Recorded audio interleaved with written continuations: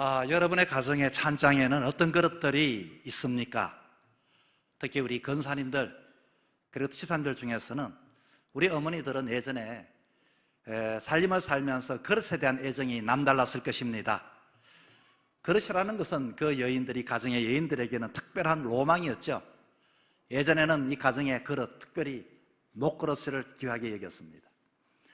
그러다가 좀 우리나라가 살만하니까 모두가 이 그릇에 대하여 밥을 담을 수 있는 그릇된 애정을 가지면서 특별히 범양 그릇, 범양으로 되어져 있는 그런 그릇들을 집집마다 이렇게 장식하고 예쁘게 먹고, 그 집에 가보면 나도 저거 사야 되겠다는 생각을 가지고 살았습니다. 그러다가 어느 날부터 이 범양은 이와 같이 또 충격받으면 이게 코팅이 벗겨지고, 그래서 좀 가벼운 그릇을 사야 되겠다 싶어서 사람들 에나멜의 그릇을 많이 또 사용했습니다. 그런데 에나멜을 이렇게 가볍게 사용하다가 보니 사람들 입속에 어떤 소문이 나는가 하니, 그 에나멜은 뜨거운 것 넣고 하면은 암을 유발한다. 그래서 어느 날 에나멜을 사용하지 아니하고 사람들은 또 이렇게 그 시대에 맞도록 이렇게 그릇에 대한 애틋한 이런 마음들이 있죠. 특별히 가난했던 시절 딸 아이들을 키우는 이 부모님들은 또 시집 갈 때 되어지면 애지중지 키우면서 시집 보낼 때 친정 엄마들은 늘 언제나 이 그릇을 이렇게 준비하기도 합니다. 그런데 그 이유는요, 내 딸이 시집 가서 구박받지 말고 이 귀한 그릇에 좀 대접받고 살았으면 좋겠다는 이 친정 엄마들의 마음이 거기에는 담겨져 있었을 것입니다. 그런데 제가 오늘 이 설교를 준비하다가 문득 우리 집 사람이 시집 올 때 생각이 나서 혼자 한참 생각하다가 웃었습니다. 당시 우리 장모님도 이 딸을 시집 보내기 위해서 좋은 그릇을 미리미리 볼 때마다 준비하고 장만해 주신 것 같아요. 그래서 이렇게 결혼을 하고 혼수 박스를 이렇게 여는데 참 바리바리 싸웠거든요. 실제적으로 돈 되는 건 별로 없고요. 바리바리 싸웠는데 설레는 마음으로 박스를 열어보니까요, 여러분, 그 안에 뭐가 든지 아십니까?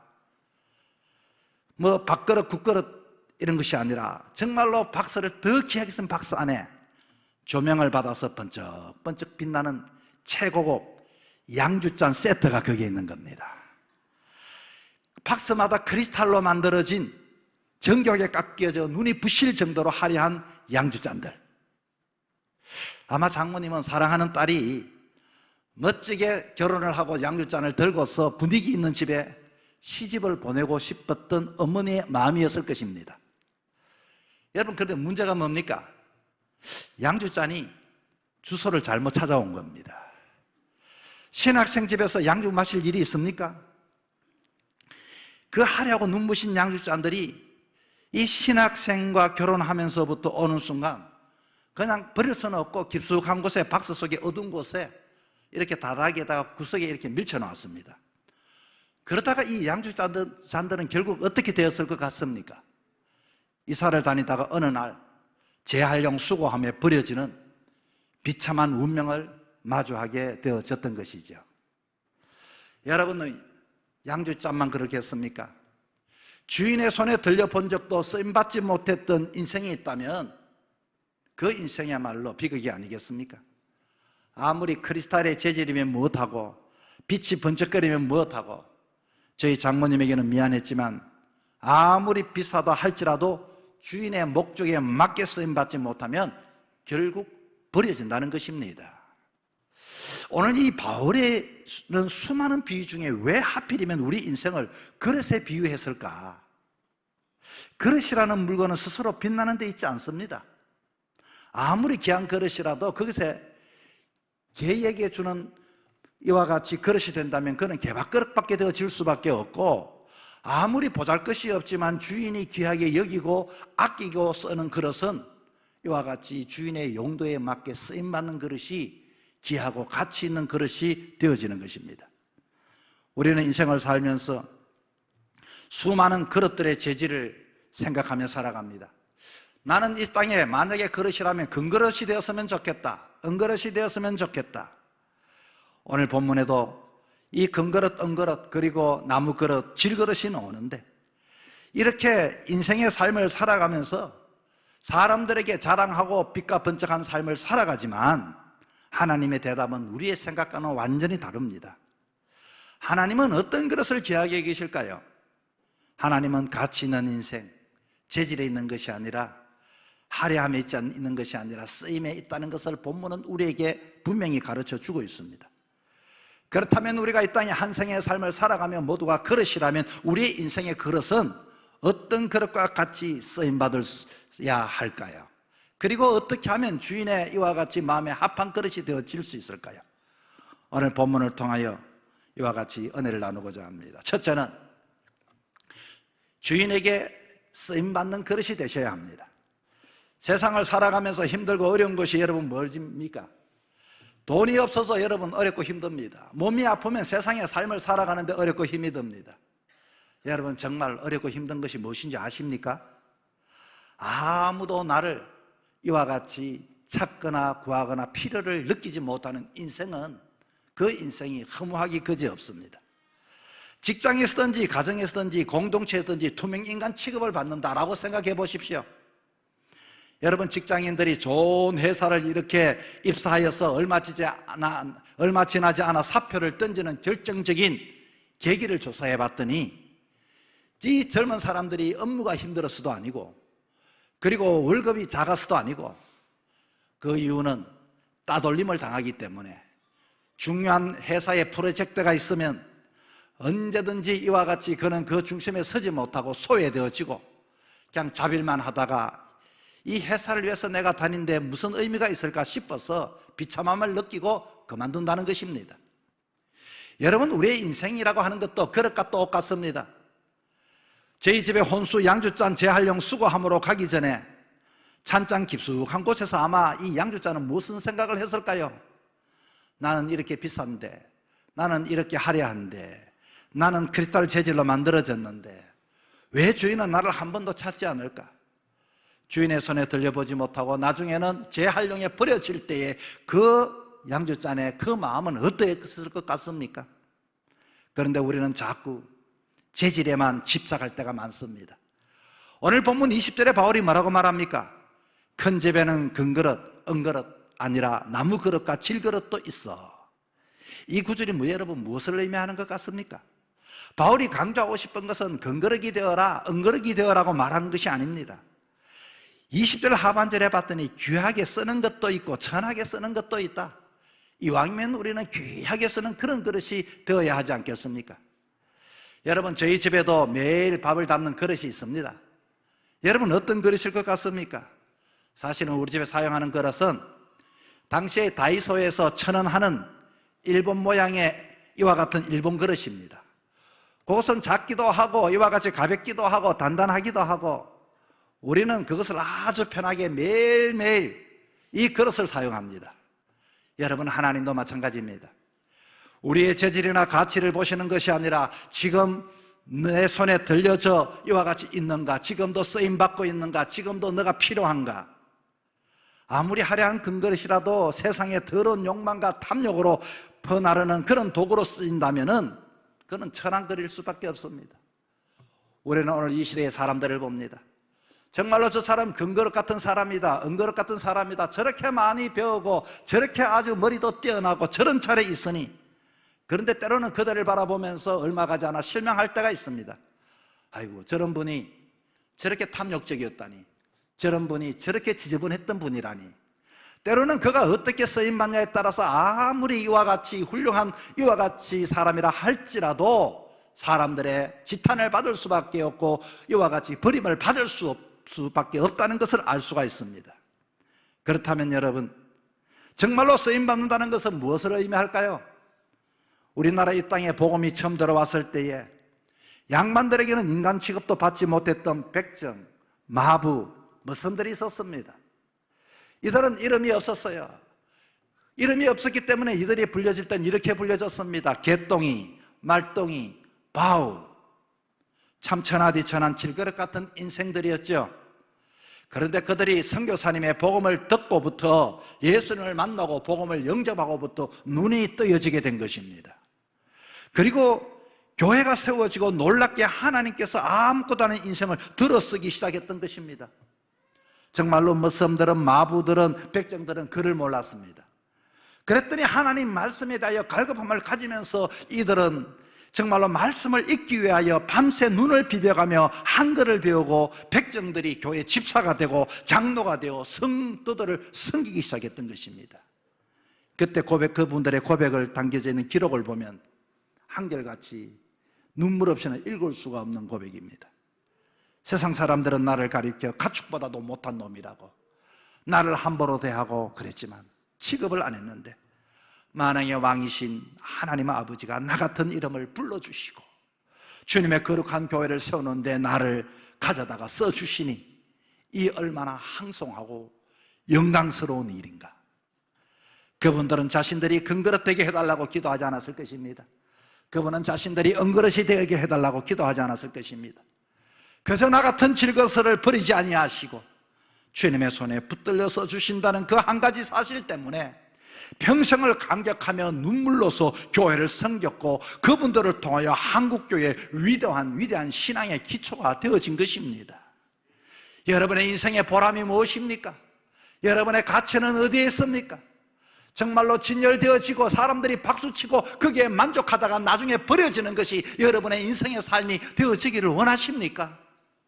남들이 보기는 아무것도 아닌 것 같은, 때로는 배운 것이 없다 할지라도, 그러나 영원하신 하나님께서 나를 들어서 사역하시고 일하시고 역사하신다는 그 은혜가 우리의 삶의 가치가 아니고 무엇이겠습니까? 여러분, 어디든지 여러분이 머무는 곳마다 사람들에게도 쓰임받을 뿐만 아니라 진열되어지는 인생이 아니라, 자라가는 인생이 아니라, 남들과 비교하는 인생이 아니라 사람들이 여러분을 귀하게 여기고 쓰이고 하나님 앞에 쓰임받는 그런 복된 인생이 되어질 수 있기를 주의 이름으로 축복합니다. 두 번째는, 이렇게 귀하게 쓰임받기 위하여서 우리는 어떻게 해야 할까요? 우리는 끊임없이 자기 자신을 비워서 깨끗하게 해야 하는 것입니다. 여러분, 사랑하는 사람과 고급 레스토랑에 식사를 하는데 정말로 눈이 부실 정도로 값진 그 접시에 음식이 담겨왔을 때 그 감동이 얼마나 큽니까? 그런데 가만히 봤더니 모서리에 씻기지 않는 때자국이 남아 있다면 어떻게 하시겠습니까? 이것을 지적하자마자 웨이터가 와서 이렇게 말합니다. 아이고 죄송합니다, 더 멋진 접시에 제가 담아드리겠습니다 할 때 여러분 만족하시겠습니까? 아닙니다. 깨끗한 접시를 원하게 되어질 것입니다. 오늘 본문의 21절은 귀히 쓰임받기 위하여 그러므로 누구든지 이렇게 자기 자신을 깨끗하게 하면 귀히 쓰는 그릇이 되어 깨끗한 자에게 하나님은 귀하게 쓰신다라고 약속해 주신 것입니다. 주인의 손에 들려지는 것은 그릇이 크기가 크다, 어떤 재질이다가 아니라 어떠하든지 깨끗하냐 깨끗하지 않느냐에 따라 주인의 손에 들려지는 것이 다를 것입니다. 여러분, 여기 깨끗하다는 것은 무엇을 말합니까? 깨끗하다는 것은 겉에 묻은 것을 그냥 쓱 닦아내는 것을 말하는 것이 아닙니다. 이 깨끗하다라고 하는 것은 그릇 안에 찌꺼기를까지도 깨끗하게 이와 같이 끌고 세척한다는 것입니다. 주님이 원하시는 것은 깨끗한 그릇 내 안에 가득 차 있는 세상의 고집이나 잘난 맛, 꺾이지 않는 자존심까지도 다 씻어내서 주님이 쓰시기에 깨끗한 것을 말하고 있는 것입니다. 저는 이 주방을 맡은 권사님들 중에서도 보면은 이 주중에 이렇게 한 번씩 왔다 갔다 해요. 제가 물어봤습니다. 오늘 또 왜 오셨어요? 그랬더니 권사님 말합니다. 아이고, 그릇 살균하기 위해서 왔다고. 그릇을 살균하기 위해서 왔다고. 여러분, 얼마나 귀합니까? 우리가 이와 같이 그릇을 대할 때마다 정말로 수고하고 땀 흘리는 우리 귀한 우리 권사님이 있는 것을 우리는 잊어버리면 안 됩니다. 여러분, 삶을 살아가면서 우리가 하나님의 자녀임에도 불구하고 때로는 수많은 말씀을 들으면서도 내 안의 끝들로 인하여 우리들의 모습들이 깨끗하지 못할 때, 우리의 끝들이 가득 차 있을 때 이것이 쏟아질 때가 많이 있습니다. 우리에게는 이와 같이 비워짐, 이 에칼다이로의 실제의 능력이 나타나야 하는데 그 마트의 계산원의 그릇, 내 자존심과 그 분노가 펄펄 살아 가득 차 있다면 여러분은 어떻게 하시겠습니까? 손님이 구중물을 부었을 때 같이 구중물을 부어야 하는 것입니까? 온 장터가 싸움판이 아마 되었을 것입니다. 나를 내려놓고 주님의 평안을 선택했습니다. 좁디 좁은 마트 계산대라는 삶의 자리 위에, 여기서 내 삶의 자리 위에 분노를 잠재우고 사람을 살려내는 하나님의 거룩한 평화를 가득하게 그는 담고서 우리에게도 매일 마트 계산대와 같은 삶의 자리에 우리는 매 순간마다 이와 같이 머물고 있습니다. 가정에서 남편이, 아내가 내 자존심을 긁을 때도 있고, 직장에서 상사와 부하 직원이 나를 무시하고 억울할 때도 있고, 내 안에 펄펄 살아있는 옛 사람의 혈기가 그 분노는 끊임없이 우리의 삶을 잊어버리게 만듭니다. 그러나 여러분, 여기에서 노는 이와 같이 깨끗하게 자기를 깨끗하게 비운다는 것은 무엇을 의미합니까? 이와 같이 우리가 아무리 화려한 그릇이라도 설거지하기 위하여 준비되어 있는 것은 절대적으로 사용하지 않고 어떠하든지 큰 그릇 적은 그릇 할 것 없이 비워지고 사용할 수 있는 그 그릇을 가지고 음식을 담아내듯이 우리는 순간순간마다 하나님께서 우리를 사용하실 것을 기대하면서 내 자신을 깨끗하게 비우는 삶이 필요한 것입니다. 여러분, 우리의 인생 그릇은, 여러분의 인생 그릇은 어떤 그릇입니까? 큰 그릇, 작은 그릇 재질이 아니라 내 그릇은 날마다 하나님의 자녀로서 깨끗하게 이와 같이 씻겨져 있는가? 날마다 말씀을 이와 같이 헤아리면서 깨끗한 그릇이 되어지는 성도가 되기를 주 이름으로 축복합니다. 셋째는 고난의 연단을 이겨내는 그릇이 되어야 합니다. 여러분, 집에서 이런 경험 해보셨습니까? 아마 음식을 데우기 위하여 그릇에다가 음식을 넣고서 전자레인지를 눌렀는데 갑자기 전자레인지 안에서 소리가 나기 시작했습니다. 쩍쩍쩍쩍 소리 나더니 아이고, 이게 그릇이 깨어져 버린 것입니다. 그 순간 얼마나 놀라겠습니까? 왜 그런 일이 일어납니까? 평소에는 그 그릇이 찬물이 담겨 있다든지 진열되어 있을 때는 이것이 열 처리가 된 그릇인지 비싼 컵인지 우리는 알 수가 없습니다. 그러나 정말로 그 뜨거운 시련 속에, 그 뜨거운 환경 속에서 그 그릇은 열 처리가 된 그릇인지 아니면 그냥 막무가내로 만들어진 그릇인지 우리는 알 수가 있는 것입니다. 경기도 이천이나 여주 같은 곳에 가면은 도자기 마을이라고 말합니다. 그 이유는 거기에는 그릇들은 다 그냥 만들어진 그릇이 아니라 모두가 불가마 속에서 이와 같이 뜨겁게 달구어 내구성을 가졌기 때문에 가치가 있는 것입니다. 장인들은 예쁜 그릇을 빚은 이후에 절대 그대로 그것을 식탁에다가 예쁘다고 내놓지 않습니다. 반드시 거치 않은 과정이 있죠. 수백도 수천도가 넘는 불가마 불길에 사정없이 집어넣고서 불길을 통과한 그릇만이 이와 같이 선택하여 사용합니다. 그런 그릇이야말로 펄펄 끓는 국물을 담아낼 수도 있고 차고 찬 음식을 담아낼 수도 있고, 그 그릇은 이와 같이 뜨거운 열 처리가 되어졌기에 신비로운 빛을 발할 수도 있어서 사람들이 그 그릇을 귀하게 여깁니다. 내 인생은 이와 같이 삶을 살아가면서 남들에게 보기에는 아름다운데 조금만 시험이 오고 문제가 생기면 쩍쩍 갈라져 버리는 그런 인생의 그릇은 여러분 아닙니까? 오늘 본문 21절 하반절에도 거룩하고 주인의 쓰심에 합당하며 모든 선한 일에 예비함이 되리라. 여러분, 지금은 편안한 가운데 예배를 드리지만 정말로 우리가 편안한 가운데 예배를 드리지 못한 때가 올 것입니다. 그는 고난과 시련을 터널 지날 때 모든 사람이 그때는 목사님, 장로님, 집사님 그럴듯한 이와 같은 그릇이었지만 그 시련 앞에 우리들의 그 직함에 어울리지 아니하는 역할에 어울리지 않도록 깨어진다면 정말로 우리가 가진 의미는 무엇이겠습니까?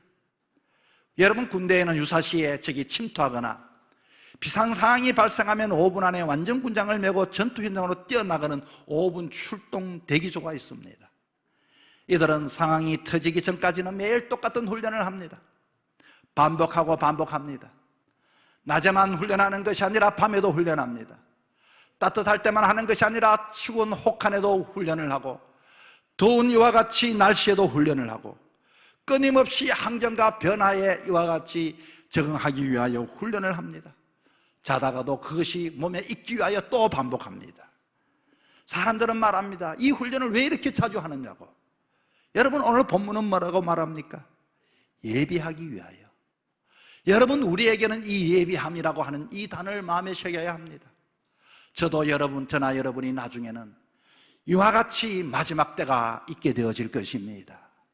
평안할 때는 누구든지 그것을 감당해낼 수가 있지만 그 위기 속에, 급박한 상황 속에서 예비가 되어진 자만이 이와 같이 그 그릇의 가치와 인생의 가치를 드러내게 되어지는 것입니다. 하나님이 저와 여러분을 다루시는 방법이 똑같습니다.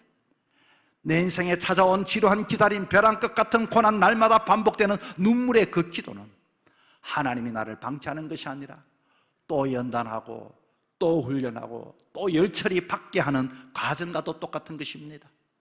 만왕의 왕 되신 대장 예수님이 그 결정적인 순간에도 우리를 사용하기 위하여, 많은 그릇 중에 우리를 이와 같이 선택하여 사용하기 위하여 열철이 하는 그 과정 속에 우리는 이겨내고 또 감당해내어야 하는 것입니다. 옛날 어르신들은 사람들을 축복할 때 큰 인물이 되어라, 큰 그릇이 되어라고 말을 합니다. 여러분, 큰 그릇이 된다는 것은 무슨 의미입니까? 그저 금수저가 되고 은수저가 되라는 말이 아닙니다. 큰 그릇이라는 것은 모든 사람을 품어주는 인격의 넓이 뿐만 아니라, 큰 그릇이라는 것은 너만 먹고 살기 위하여 종지 같은 인생이 아니라 이와 같이 이웃을 살려내고 민족과 나라를 살려낼 수 있는 그런 큰 인물, 큰 그릇이 되라는 의미일 것입니다. 오늘 이 사도 바울은 그 차디찬 곳에서 믿음의 사람들에게 주는 인생의 법칙이 무엇이 있습니까? 우리는 오늘 이 시대는 모두가 큰 그릇, 은그릇이 되어지기를 위하여 몸부림을 칩니다. 내 모습이 사람들 앞에 큰 그릇이, 은그릇이 되지 못할 때는 우리는 실패했다고 생각합니다. 여러분, 그렇지 않습니다. 하나님의 자녀들은 어떠하든지 주님의 손에 붙들려지는 요긴하게 쓰임받는 그릇이 되셔야 하는 것입니다. 사람들 앞에 자랑하는 진열된 그릇이 아니라, 진열되었다고 사람이 한호해 주다가 나중에는 버림받는 존재가 아니라, 언제든지 이 땅에 있는 동안 사명 감당하다가 할 때까지도 쓰임받을 수만 있다면 그 그릇이 가치 있고 귀한 그릇이 되는 것입니다. 여러분, 하나님 앞에, 세상 사람들 앞에 이와 같이 귀하게 존귀함을, 여김을 받는다는 것은 무슨 의미입니까? 쓰임받는다는 것입니다. 여러분의 삶이 이와 같이 하나님 앞에 꼭 쓰임받을 수 있기를 바랍니다. 뿐만 아니라 우리는 화려한 재질을 이야기하는 것이 아니라, 금과 은이 아니라 정말로 하나님 앞에 깨끗하게 자신을 비워 언제든지 나를 통해서 축복을 주시고 은혜를 주시고 복을 주시기 위하여 그릇을 사용할 때 비워진 그릇에 하나님의 은혜와 사명과 축복을 담아주시는데, 여러분, 우리는 내 자신을 더럽히지 않고 날마다 깨끗하여 하나님의 은혜와 하나님의 축복을 넉넉하게 받아낼 수 있는 그런 그릇의 인생이 되어질 수 있기를 바랍니다. 우리는 지금은 알 수 없습니다. 어떤 그릇이 갇히는지 모릅니다. 누구든지 마지막에는 불시험이 있고 마지막 때가 있습니다. 마지막까지도 이겨내는 자가, 승리하는 자가 되는 것입니다. 여러분은 어디까지 감당해낼 수 있을 것 같습니까? 어떤 열기 속에, 어떤 상황 속에서도 믿음을 지켜낼 수 있을 것 같습니까? 끊임없이 이 땅에 삶을 살아가며 우리는 말씀을 듣고 기도를 통하여 내 자신을 훈련하고 단련하여 마지막 때 정말로 아무도 모르는 그 시절에 나에게 무엇인가 찾아올 때도 넉넉히 감당해내고 이겨낼 수 있는 멋진 그릇의 인생이 되어지기를 주의 이름으로 축복합니다.